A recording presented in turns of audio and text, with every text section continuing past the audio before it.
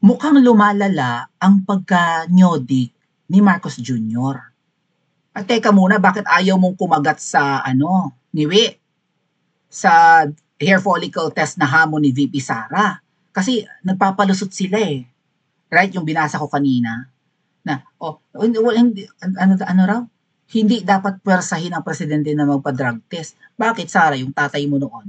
Pinilit mo rin bang magpa-drug test? Gumagamit daw ng fentanyl, gano'n. Inakusahan daw na addict si Tatay Digong sa fentanyl, lulong sa fentanyl. Yung fentanyl ay ni-recommend ng doctor, right? Di ba? Prescribed by a doctor dahil si PRRD ay na-aksidente sa motor, right? So, gumamit ng fentanyl. Addicting daw yun daw kasi. Kung mag-a-addict si PRRD, dapat tiabo na lang at kokaina ang ginamit. Okay, ecstasy. Fentanyl was prescribed by a doctor before to PRRD. Bakit hindi raw pinilit ni VP Sara? Yun ang sagot ng palasyo ngayon sa sinabi ni VP Sara sa fun run kanina. Kapag nanawagan ang taong bayan na magpa-drug test ka, magpa-drug test ka. Ba't ayaw mo? Katulad nga ng sinasabi ko mga kababayan, kung ikaw ay trabahador, kung ikaw ay empleyado, at sinabi ng employer mo or ng kumpanya nyo na magpapa-drug test ang lahat just to make sure na hindi addict ang nagtatrabaho sa kanila, na nasa tamang huwisyo pa, na hindi makakapang-recruit pa ng mga katrabaho na gumamit. Alam nyo, nagtatrabaho nga ako sa call center mga kababayan, yung iba naming mga katrabaho na hindi smoker, no, hindi nagyoyosi, pagka break time and even lunch time, nayayakag yung mga yung mga hindi dati nagyoyosi, pampalipas oras siguro nila or pang-alis stress kasi very stressful nga po, 'di ba, sa BPO. Yung mga hindi dati nagyoyosi nahahawa na nagyoyosi na rin. Lumalabas muna doon sa workplace and magsusmoke somewhere. Iyan pa droga.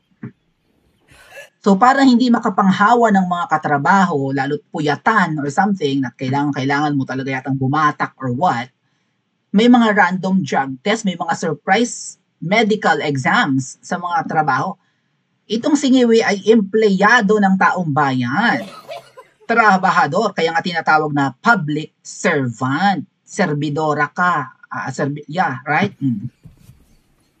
You're supposed to serve the people, ang kinakain mo, ang pinagpapasasaan mo, at kung ano man ang mga kinakamkam ninyo na may mga luggages na dinideliver sa inyo ay galing sa pera ng taong bayan. Tapos ayaw mo magpa-drug test ng ina mo ka, ay dapat sa'yo sipain. Di ba ganun yun? Kapag hindi ka sumusunod sa rules and regulations ng pinagtatrabahuhan mo, abay lumayas ka dito. Hindi ka magpapaano medical Di pa. Di ba isa yan sa requirement? Nag-a-apply ka pa nga lang, requirements na yan eh. Yun yung kanilang dahilan mga tatkuya na, mali, sabi natin Claire, malinis ang presidente, nagpa-drug test na yan noon pa, nung panahon pa, noon pa nga yun, mahigit 3 taon na nakakalipas. Malay namin kung gumagamit yan ngayon, or nagpahinga lang noon for the sake of, hindi, kasi nagsabi si PRRD, kaya galit na galit ang mga binuking eh. Ito yung sikreto, ito yung krimen, mga tatkuya. And take note, kapag ikay gumamit ng ipinagbabawal na gamot, non-bailable. Pwede kang makulong at hindi ka pwede magpiyansa. So yung Singiwi Jr. na yan, ang sarap makitang nasa kulungan. Right? Na mabubulok sa kulungan. Kasi non-bailable, hindi ka pwedeng magpiyansa. Habang buhay na pagkakakulong, kasi yan yung ultimate, di ba? Yun yung parang yung tawag dyan? Pinakamataas na parusa ngayon sa Pilipinas. Hindi bitay, dapat nga dito bitay. Right? What if kaya lang Singiwi ang nakaupo, 'di ba? Hindi niya pipirmahan yung reinstatement ng bitay. Okay? Lulusot sa Senado, pwedeng lumusot din sa Kamara, pero pagdating sa opisina ng presidente, anong reinstatement of death penalty? Hindi, veto. Kaya dapat si VP Sara na umupo, no? Para kung hindi matatapos ang corruption, ang problema sa droga, heinous crimes and whatnot, hanggat ang nakaupo ay inutil.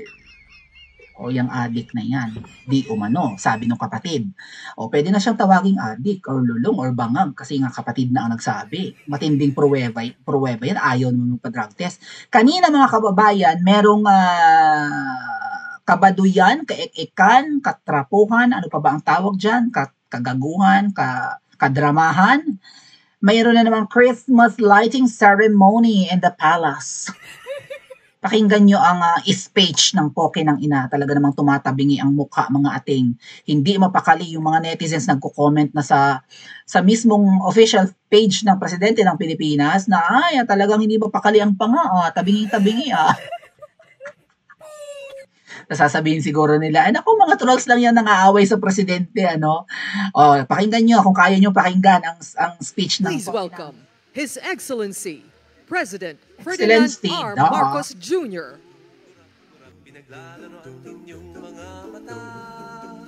Yung mga tao, seryoso ang mukha, hindi believe. Hindi masaya na imbitado sila sa palasyo at aatin sila ng lighting ceremony. And once again, welcome to our Christmas tree lighting program. And what can I say? Nagsasayang ng Of pera course, we po have to thank the the prima donna of Philippine dance, Alice Reyes. Shut Thank the you very front much. door, bitch! Ayoko siyang pakinggan. Hindi ko kaya. May mga sinasabi dito si Ngiwi na nakakatuwa ika na Christmas is here, ganun, Kumbaga parang nakakaganda ng mood ng mga Pilipino despite the struggle, mga stress na raw ang kanyang mga empleyado, o kayo lang, nandun din si Botod, nandun si Emil Dipik. Hindi mapakali ang panga ng Poke ng Ina, ngal-ngal na ngal-ngal, speech ng speech, may confidence, baka nag-microdosing or what.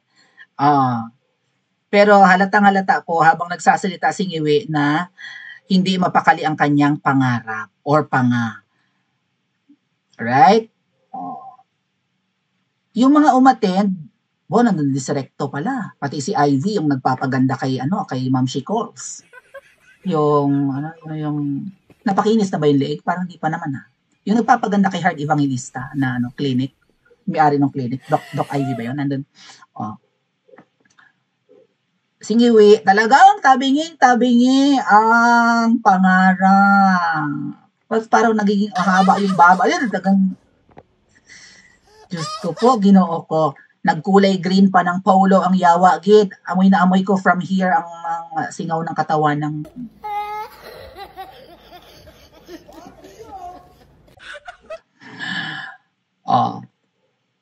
Hindi mapakali ang panga. Marcos Jr., ikay magpa-drug test. Kung wala kang tinatago, kitang-kita sa mukha mo. Okay? Nagkulay green pa talaga ng damit. Bakit hindi ka nagpula? Kulay mo ang pula. Kulay ni VP Sara yung green na yan Bakit nagigig-green ka rin? Lalo ka ng itim. Yung mga umattend sa Christmas lighting ceremony ni Ngiwi sa palasyo, nagsasayang ng pera ang mag-asawang ito. Hindi pa nga fully recovered ang Cebu. May mga baha even, hindi na nga umuulan pero baha pa dyan sa Bulacan. Kasi mababang lugar ang Bulacan, di ba? Yung some parts of Bulacan mababa, even Pampanga. Babad pa rin sa baha ang ibang mga Pilipino, tapos ikaw may mga pasosyal kang ganito. Nagsasayang ka ng perang yawa ka. Tapos may confidence na maghumarap doon sa mga bisita na hindi naman cheerful. It's Christmas. It's a privilege, right? Proud dapat ang mga iniimbita mo dyan sa palasyo na, di ba? Ang presidente ng Pilipinas ay hindi tayo nakakalimutang imbitahin at pakainin ng masarap na ensaymada. Ang mga taong umattend parang napilitan na lang. Kasi siguro wala namang gustong pumunta, right? Sino naman ang bibilib sa pag-speech ng yawa na ito? Wala naman silang mapupulot na aral. Bakit ang mga Pilipino nung si Tatay Digong, mga tat kuya, di ba? Nagkakandara pa, makipag-selfie dito sa isang ito. May taga-cheer pa yan pagka lumalakad, pumapasok sa isang event. May taga-cheer pa ng crowd nung nakaraan, di ba? Parang kahapon lang yata yun. May inatin ng event si Ngiwi. Ang mga tao, wala lang. Tingin lang ganun. Tingin lang. Ayan na ba? Ayan na, okay, nandito na ang president. Nandito na ang panauhing pandangal. Ted ba mga tao? May babae sa likod ni Ngiwi. Ay! Tayo! Palakpak! May ganun pa, ate? laos na si Ngiwi, lagpas ka after more than half of his term, imbyer na ang taong bayan. Yung mga taong nakakaharap niya or napipilitang umattend sa mga event niya, parang wala lang, okay, attend tayo dahil napapakinabangan naman natin. Parang ganun, ano. So, deny to death agad kanina. Kanina lang sinabi ni VP Sara huwag kang tatanggi. Kapag nananawagan ang taong bayan na magpa-drug test ka, magpa-drug test ka. Sabi nila, ay, ba't kami magpapa-drug test? Ano sabi ni Auntie Claire? Ba't kami makikinig sa mga maiingay na yan? Ingay lang daw, mga ate at kuya, ang request ng taong bayan. Maiingay lang daw tayo. Seryosong usapin ito. Wala na. Parang napilitan lang tumayo ang crowd dahil nga sabi siguro ng taga-command sa tumayo na lang din ang mga tao. Ang isipan ng speech ng yawa, hindi man lang inabot ng 5 minuto, tapos na ang speech. Kasi nga ano to ilang sa tao, Ngiwi. No? Diyos ko po. Ang sosyal talaga. Ang garbo-garbo. Wala, deadma lang to, no? Deadma sa drug test, insensitive ang animal. Sana hindi maging masaya ang Pasko niyong mag-asawa. Right?